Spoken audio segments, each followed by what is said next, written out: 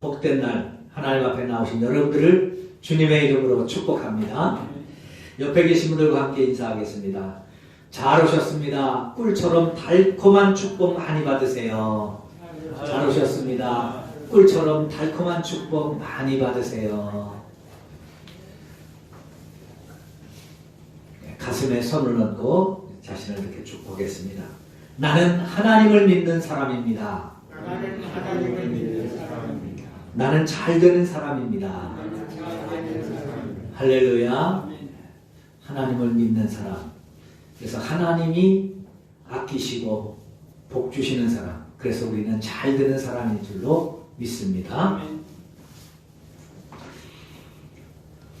우리나라는 양력과 음력설을 지키죠. 그래서 양력과 음력 설날 새해를 맞이하면서 명절로 지킵니다. 오늘은 설 명절 연휴가 시작되는 이제 그런 날입니다. 한때 정부에서는 이 구정을 없애려고 법으로 제정도 하기도 했지만 신라시대 때부터 내려오는 지켜온 이 전통의 설 명절을 사람들이 쉽게 포기하지 않고 지키기에 다시 법을 개정하고 해서 민족 최대의 명절로 지키고 있습니다. 우리나라처럼 새해를 2번 지키는 나라도 있습니다. 바로 이스라엘입니다. 이스라엘도 1월 1일이 새해이죠. 그런데 이스라엘의 실질적인 새해는 7월 1일입니다. 성경에서 나팔절이라고 부르는 절기입니다. 이날은 이스라엘에게 가장 큰 축제일이기도 합니다. 이스라엘의 습성 가운데 가장 가지고 있는 민족적인 정서 가운데 하나는 중요한 것을 가운데 두는 습성입니다. 그래서 성경에 나오는 여러 가지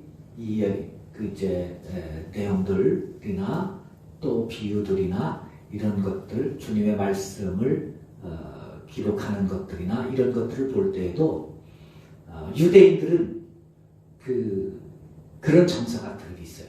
마태복음에 예수님의 설교가 5번 나오는데 그 5번 가운데 있는 3번째 해당하는 설교가 마태복음 13장 천국의 비유장이에요. 가운데 마태가 의도적으로 가운데 놓는 겁니다. 마태복음 13장에 8가지 비유가 나오는데 8가지 비유 가운데 마지막 비유를 빼면 7가지인데 그 7가지 비유 가운데 가운데 있는 4번째 비유가 누룩 비유입니다. 누룩 비유가 굉장히 중요하다는 거예요. 우리 겨자씨 비유 그러잖아요. 그런데 그것보다 사실은 더 중요한 게 누룩 비유입니다. 누룩은 온 가루를 다 부풀게 한다. 속에 들어가서. 그것이 천국을 가진 사람들의 삶의 양태여야 된다 하는 것을 이렇게 보여주는 거죠. 이 이스라엘에게 하나님이 지키라고 주신 절기가 7가지가 있습니다. 그 7가지 절기 가운데 있는 4번째 절기가 바로 이 나팔절입니다. 그 나팔절이 가장 큰 명절 가운데 가장 큰 축제의 가운데 하나입니다. 레위기 23장 24절에서 나팔절을 지키라고 이렇게 말씀합니다. 여호와께서 모세에게 일러 가라사대 이스라엘 자손에게 고하여 이르라. 7월 곧 그달 1일로 안식일을 삼을지니 이날 나팔을 불어 기념할 날이요 성회라 아무 노동도 하지 말고 여호와께 화제를 드릴지니라. 이날 나팔을 부르면서 지키라는 거예요. 나팔을 분다는 것은 나팔은 출발 신호입니다. 출발 신호. 그래서 나팔절이 되면 유대인들은 아침부터 광장에 나와서 나팔을 불어댑니다. 일제히 불어대면서 새해가 시작됩니다. 축복이 시작됩니다. 하는 선포하면서 하루 종일 이 나팔을 불면서 새해의 기쁨을 온 세상에 알리면서 이 명절을 지키게 됩니다. 그리고 또 하나, 우리가 새해가 되면 우리는 뭘 먹죠? 떡국 먹죠. 이스라엘은 이 새해 나팔절 때 특별히 꿀을 나눠주면서 꿀처럼 달콤한 하나님의 축복이 함께 하시기를 바랍니다. 꿀같이 달콤한 한 해가 되시기를 바랍니다. 그런 축복의 뜻에서 꿀을 이웃에게 이렇게 나눠주고 선물한다고 합니다. 바라기는 우리 성은 가족 모두에게도 새해 명절이 시작되는 이 명절에 하나님의 은혜와 축복이 가득해서 풍성한 한 해뿐만 아니라 꿀처럼 달콤한 은혜와 축복으로 채워져가는 복된 한 해가 되시기를 예수님의 이름으로 축복합니다. 할렐루야. 주님의 이름으로 축복합니다. 그래서 우리 인사할 때 꿀처럼 달콤한 축복 많이 받으세요. 그렇게 인사하자고 한 이유가 여기에 있습니다. 꿀을 좀 한 숟갈씩 퍼드리면 좋겠는데 그러지 못하고 그런 마음으로 드렸다는 것만 이제 기억하시면 좋겠습니다. 우리들은 살면서 인생에서 많은 고비들을 만나게 되지요. 또 고난들을, 문제들을 만나게 됩니다. 자, 지금까지 여러분들은 그런 문제들을 만나고 고비들을 만났을 때 어떻게 해결해 오셨습니까? 여러분들 어떤 방법으로 문제들을 넘어오셨고 해결해 오셨습니까? 오늘부터는 이 말씀을 듣고 나서 지금까지와는 조금 다르게 문제를 해결하는 그런 길을 찾고 또 지금까지와는 다르게 다른 길로, 즉 믿음의 길로 하나님이 가시는 길로 걸어가면서 문제들을 해결해가는 그런 은혜와 축복이 함께 하시기를 간절히 바랍니다. 오늘 본문은 오병이어의 기적에 관한 말씀이죠.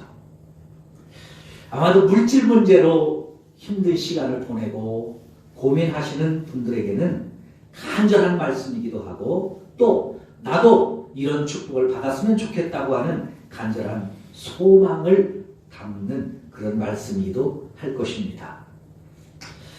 그처럼 이 말씀이 우리의 삶 속에 실제적으로 와닿고 응답되고 이루어질 수 있기를 간절히 바랍니다. 아멘.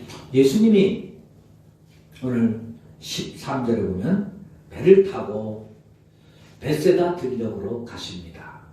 오늘 본문에서는 그냥 빈들로 가셨다 하지만 예수님의 수많은 기적들 가운데 마태복음, 마가복음, 누가복음, 요한복음, 사복음에 다 기록된 기적은 오병이어의 기적이 유일합니다. 그래서 이 오병이어의 기적을 오늘 본문뿐만 아니라 마가복음 6장 30절부터 44절까지, 누가복음 9장 10절부터 17절까지, 요한복음 6장 1절부터 14절까지의 내용을 같이 이렇게 병합해서 살펴보면 이때의 상황과 모습을 더 완벽하게 그려볼 수 있습니다. 그래서 오늘 본문에는 빈들로 나오지만 마가복음, 누가복음, 요한복음을 이제 살펴보면 그곳이 벳세다라고 하는 마을의 들녘이었음을 알 수가 있습니다. 그곳에 예수님이 가신 이유는 피곤해 이제 계속되는 누적되는 사역으로 인해서 피곤하셨는지 좀 쉬시기 위해서 따로 빈들로 가신 거예요. 그런데 사람들이 예수님을 그곳으로 가시는 것을 보면서 예수님은 배 타고 건너가시지만 사람들은 걸어서 예수님이 가시는 곳으로 다 몰려오게 되지요. 그때 예수님이 많은 병자들을 고쳐주시면서 시간이 하루가 또 꼬박 지나가게 됩니다. 저녁이 되었습니다. 예수님도 하루 종일 아무것도 못 잡수셨고 거기에 있는 제자들뿐만 아니라 모든 사람들이 다 하루 종일 아무것도 먹지를 못했습니다. 제자들이 고민이 생겼습니다. 저들이 먹거리를 해결해 줘야 되는데 해결할 방법이 없습니다. 재정의 위기가 온 거예요. 문제를 해결하려면 200데나리온, 요즘으로 치면 1년 연봉이 필요한 겁니다. 우리가 살아가는 1년 연봉 수천만 원이 필요한 거예요. 돈이 어디 있어요? 또 돈이 있은들 이걸 또 어떻게 해결해야 될 방법이 식당에 뭐 배달을 시키겠어요? 뷔페를 부르겠어요? 그걸 뭐 재료를 사다가 어디 또 해줄 수 있겠어요? 돈이 있다 한들 해결의 길도 없습니다. 그래서 제자들이 대책을 세웁니다. 어떻게 할까? 그래서 예수님께 은밀하게 말합니다. 예수님, 빨리 사람들을 보내서 사람들을 보내서 마을에 가서 밥을 좀 먹게 하시죠. 근데 예수님이 제자들에게 뜻밖의 제안을 하십니다. 너희가 먹을 것을 주라. 제자들은 그때 제자들이 할 수 있는 일은 아무것도 없어요. 예수님께 묻습니다. 예수님, 우리가 어떻게 줘요? 200데나리온의 돈이 있어야 되는데 돈 없어요. 우리가 가진 것 물고기 두 마리, 보리떡 5개 뿐입니다. 그때 예수님께서 그걸 찾아온 제자들 앞에서 오병이어의 기적을 베풀어 주십니다. 자, 이 말씀을 통해서 우리가 금년 1년 동안 살아가는 삶의 원리, 또 하나님의 축복을 부르게 되는 그 원리, 그 모습을 함께 찾아서 우리들도 이 놀라운 축복을 함께 누릴 수 있게 되시기를 간절히 바랍니다. 자, 그러면 어떻게 되냐? 먼저 문제를 해결하는 대책을 믿음으로 세워야 한다는 겁니다. 따라해 보실까요? 문제를 해결하는 대책을 믿음으로 세워야 합니다. 할렐루야. 대책이 믿음의 사람처럼 되어야 된다는 말입니다. 대책이 그냥 내 경험으로, 내 노하우로 내가 그동안 살아왔던 삶의 모습이 아닌, 세상 사람들이 이해하고 또 계산하는 그것이 아닌 믿음의 대책이 되어야 된다는 거예요. 오늘 본문 15절, 16절에 이렇게 말합니다. 저녁이 되매 제자들이 나와 이르되 이곳은 빈들이요 때도 이미 저물었으니 무리를 보내어 마을에 들어가 먹을 것을 사 먹게 하소서. 예수께서 이르시되 갈 것 없다. 너희가 먹을 것을 주라. 자, 장정만 5,000명이나 되는 사람들이 있어요. 하루 종일 아무것도 못 먹었습니다. 그들에게 먹게 해주려면 배부르게 먹이는 게 아니라 조금씩 먹게 해도 200데나리온의 돈이 필요합니다. 그런데 그 돈도 없습니다. 그만한 식당도 없습니다. 그때 제자들의 대책은 뭐였습니까? 사람들을 보내서 사 먹게 하자는 거예요. 예수님의 대책은 뭐예요? 너희가 먹을 것을 주라는 거예요. 자, 여러분들에게 모든 거 다 내려놓고 한번 여쭙겠습니다. 제자들의 대책이 실질적입니까? 예수님의 대책이 실질적입니까? 제자들의 대책이 실질적이죠. 더 분명한 대책이죠. 확실한 대책이죠. 가장 뚜렷한 대책입니다. 다른 대안이 없습니다. 뭘 하고 싶어도 할 수도 없는 그런 처지입니다. 그런 환경입니다. 그런데 예수님은요, 너희가 먹을 것을 주라는 거예요. 뭐가 있어야 주지. 할 수 없는 상황입니다. 예수님이 너희가 먹을 것을 주라고 그러면 이렇게 말할 수 있겠죠. 예수님, 나도 주고 싶어요. 나도 그렇게 하고 싶어요. 아, 그러면 얼마나 좋아요. 그런데요, 줄 수 있는 게 없는 거예요. 아니, 줄 수 있는 건 고사하고요, 나 먹을 것도 없어요. 저 먹을 것도 없어요. 아니, 저 먹는 건 저는 안 먹어도 좋아요. 예수님 드릴 것도 없어요. 예수님 드릴 것도 없어요. 어떻게 하겠습니까? 나보고 어떻게 주라는 겁니까? 아마 하소연이 저절로 나올 겁니다. 그런데 예수님은 우리에게, 제자들에게 먹을 것을 주라는 거예요. 여러분, 제자들이 어떻게 해야 될까요? 제자들의 대책은 그들을 보내는 거예요. 그게 최선의 방법이에요. 가장 확실한 방법입니다.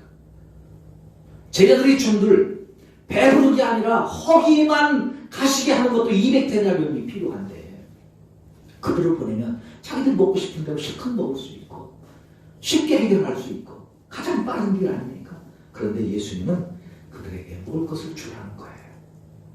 자, 이 대책이 무슨 대책이겠어요? 대책도 없는 대책 아니에요. 근데 예수님은 그 대책을 지금 내놓으시는 겁니다. 도대체 어떻게 하라고 그런 대책을 내놓으셨을까요? 성경을 보면 예수님의 대책이 왜 그렇게 나오는지를 알 수 있습니다. 마태복음 9장 2절, 침상에 누운 중풍병자를 사람들이 데리고 오거늘 예수께서 그들의 믿음을 보시고 중풍병자에게 이르시되 작은 자야 안심하라, 내 죄사함을 받았느니라. 중풍병자를 사람들이 데리고 왔습니다. 예수님이 중풍병자를 보시고 그의 처지를 보신 게 아니라 그를 데리고 온 그들의 믿음을 보시고 그를 고쳐주었습니다. 예수님이 그 중풍병자를 찾아가서 고쳐주신 것이 아닙니다. 데리고 오는 그들의 믿음을 보신 거예요. 누가복음 5장 20절, 예수께서 그들의 믿음을 보시고 이 사람아 내 죄사함을 받았느니라. 믿음을 보셨습니다. 주님 앞에 나온 그 사람의 믿음을 보셨습니다. 누가복음 18장 24절, 예수께서 그를 보시고 이르시되, 누가복음 21장 2절, 또 어떤 가난한 과부가 두 랩돈 넣는 것을 보시고, 가난한 과부가 헌금하는 것, 헌금하는데 달랑 200원 달랑 하는 거예요. 어떤 사람들은 11조를 수십만 원, 수백만 원씩 하는데 이 가난한 과부는 달랑 200원 하는 거예요. 어린 애기도 아니고 그 어른이 말이죠. 그런데 예수님은 그것을 보시고 뭐라고 말씀하셨는지 기억하세요? 오늘 여기에 많은 사람들이, 모든 사람들이 드린 것보다 이 여인이 가장 많은 것을 드렸느니라. 도대체 뭘 보고 예수님이 그런 말씀하셨을까요? 아니 200원 가치, 두 랩돈 그 가치를 모르시고 하시는 걸까요? 아니면 착각하신 걸까요? 아닙니다. 예수님은 그의 믿음을 보신 겁니다. 사랑하는 성도 여러분, 하나님께서 우리를 위해 일하실 때는 우리의 믿음을 보시고 일하시기 시작하십니다. 아멘. 그러므로 우리의 삶 속에 문제를 만날 때, 힘들 때, 어려울 때 우리가 해결하는 방법 찾는 게 중요합니다. 합리적으로, 이성적으로 잘 살펴서 길을 모색하고 찾아야 됩니다. 그러나 더 중요한 것이 있습니다. 그 길이 믿음의 길이어야 합니다. 아멘. 아무리 이성적이고 아무리 합리적이고 아무리 계산적이고 아무리 분명하다 할지라도 그 길이 믿음의 길이어야 된다는 겁니다. 아멘. 그래서 제자들은 자신들이 먹을 것을 주기 위해서 방법을 찾았습니다. 그게 찾은 것이 보리떡 5개와 물고기 2마리였습니다. 예수님은 그것을 통해서 역사를 이루신 줄로 믿습니다. 아멘. 죄송합니다. 저희 가족 이야기를 좀 할게요. 저희 딸내미가 대학 시험을 앞두고 있을 때에 이제 그 피아노를 가르치던 선생님이 월요일날, 화요일날 실기 시험인데 이제 금요일날 마지막 레슨 하러 올라갔는데 전화가 왔어요. 아빠, 선생님이 저 내려가지 말고 여기서 있으면서 연습 좀 하래요. 그리고 월요일날 시험을 보러 가래요. 어떻게 할까요? 그래서 안 돼. 그래서 제가 숨도 안 쉬고 안 돼. 그랬더니 선생님이 내려가지 말라는데 안 돼. 그랬더니 선생님이 전화를 바꾸더라고요. 바꾸더니 이유를 설명하는 거예요. 저 은지 아빠, 목사님, 제가 가르치는 학생 가운데 이번에 2대를 시험 보는 아이들이 3명이 있습니다. 한 애는 수석으로 들어갈 수 있는 아이입니다. 한 애는 그냥 무난히 중간 정도 들어갈 수 있는 아이인데, 문제는 은지입니다. 은지는 제가 볼 때 실력이 간당간당합니다. 잘하면 들어갈 수 있을 것 같은데 제가 보장이 안 됩니다. 그래서 제가 지금까지 수많은 학생들을 가르쳤지만 제가 이렇게 해본 적이 없습니다. 우리 집에서 얘를 이틀 동안 재우면서 연습을 시키겠습니다.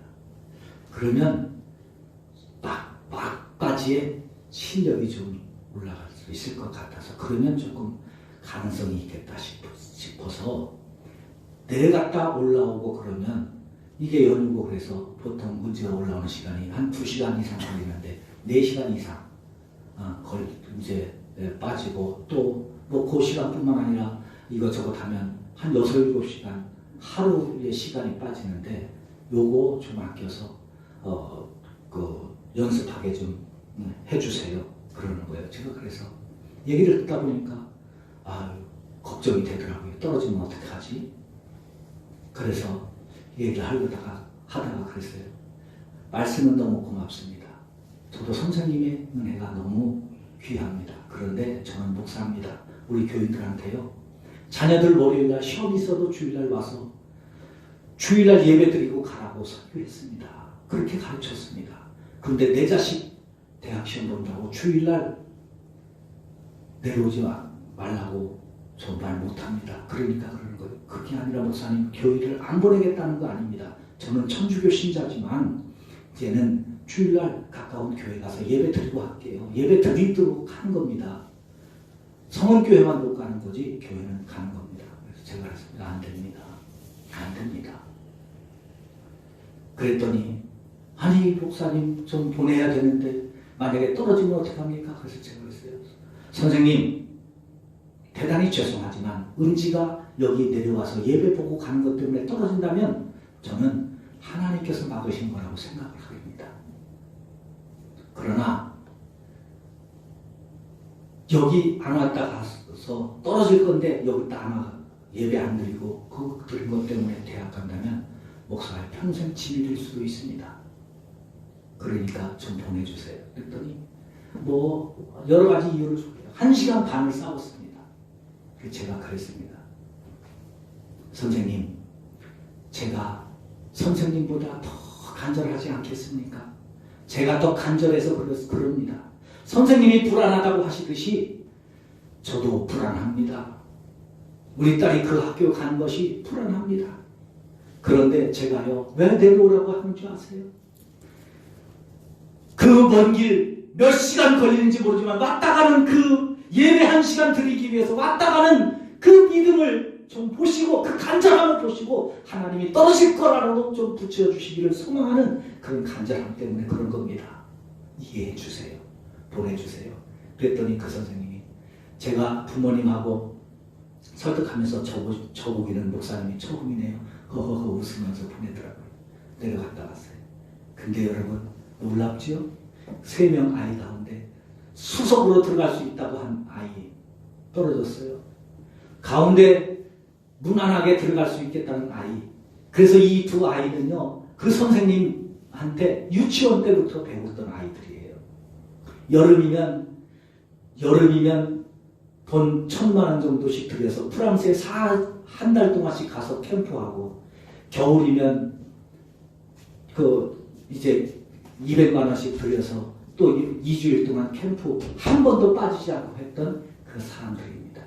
2 아이 다 떨어졌어요. 가장 불안했던 우리 아이만 합격했어요. 근데 어떻게 합격했는지 아세요?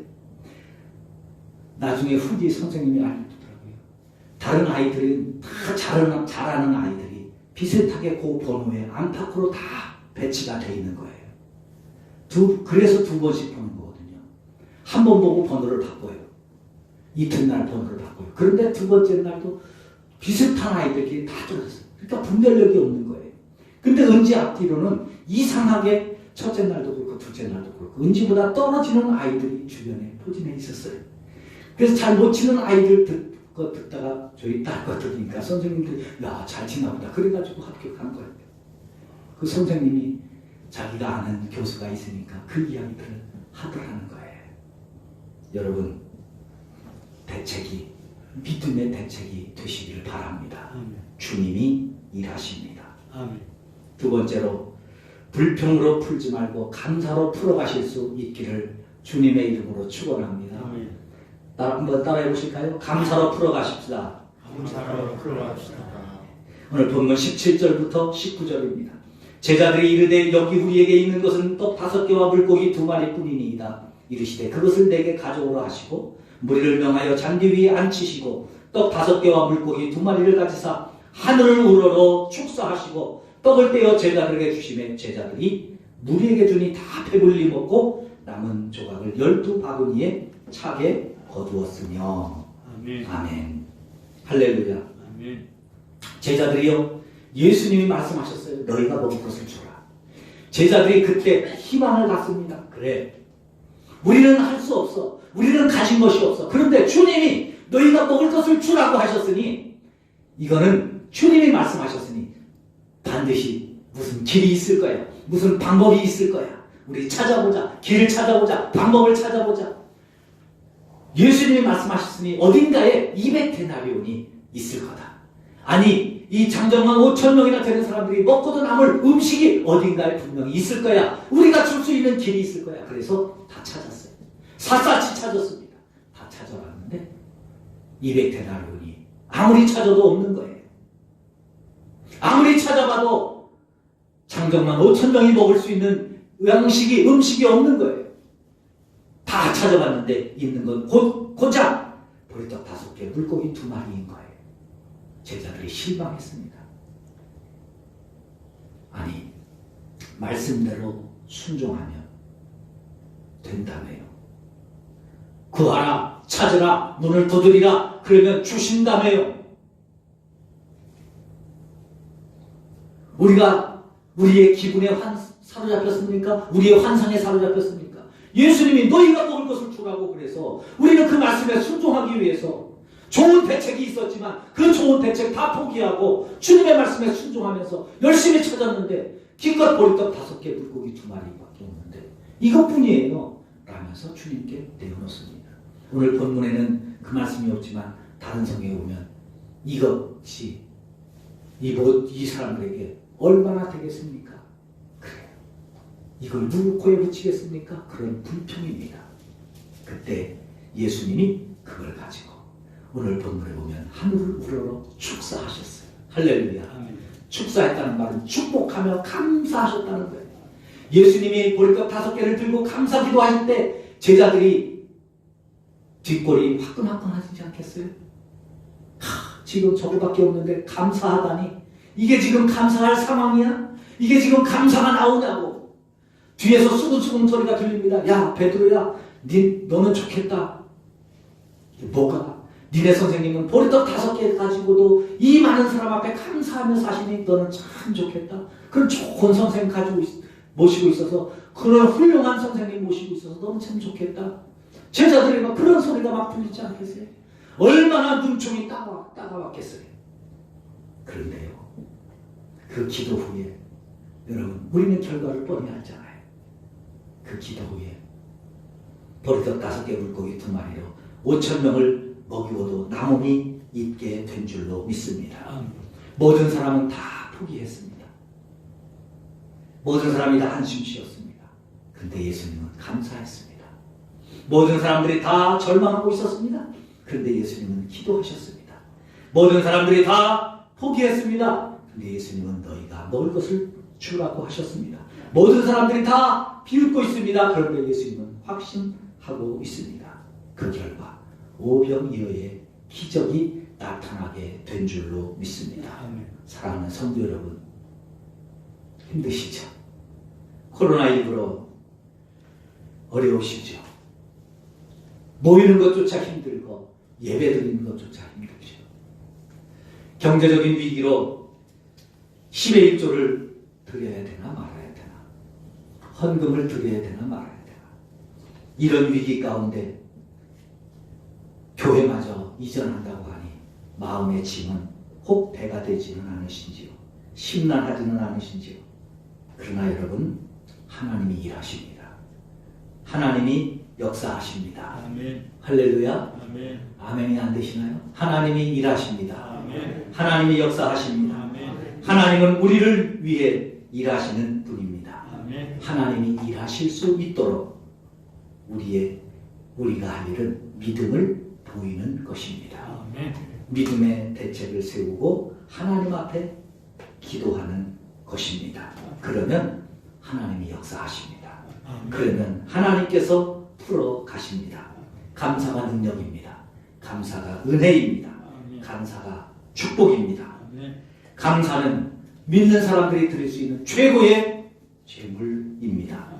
하나님은 감사하는 사람에게 깜빡 넘어갑니다. 그 사람을 위해서 최선을 다해서 최고의 좋은 것으로 채워주셔서 넉넉히 차고 넘치는 축복을 허락해 주십니다. 아멘. 그 축복의 주인공들이 저와 여러분들과 우리 모든 성도들이 다 되시기를 주님의 이름으로 축원합니다. 아멘. 하나님 감사합니다.